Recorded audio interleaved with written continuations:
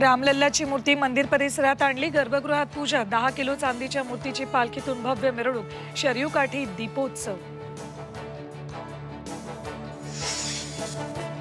भाजपच्या केंद्रीय नेतृत्वानं नाशिकवर लक्ष। मोदींपाठोपाठ अमित शहा सुद्धा नाशिक दौऱ्यावर।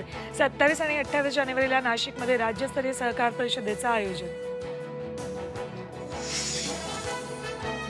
राष्ट्रवादी अपात्रता प्रकरणी आज विधानसभा अध्यक्षांसमोर सुनावणी। नार्वेकर निकालासाठी अधिकचा वेळ मागण्याची शक्यता। आदित्य ठाकरेंचे निकटवर्तीय सूरज चव्हाणला खिचडी घोटाळ्याप्रकरणी ईडी कडून अटक। ठाकरे गटाच्या आणखी एका नेत्याला अटक होण्याची शक्यता। भाजप विरोधी वातावरण तयार होत असल्यानं कारवाई केल्याचा अंधारेंचा आरोप। मुंबई पुणे एक्सप्रेस वेवर आज 6 तासांचा ब्लॉक। पनवेल कर्जत रेल्वे दुहेरीकरणाच्या कामासाठी वाहतूक बंद।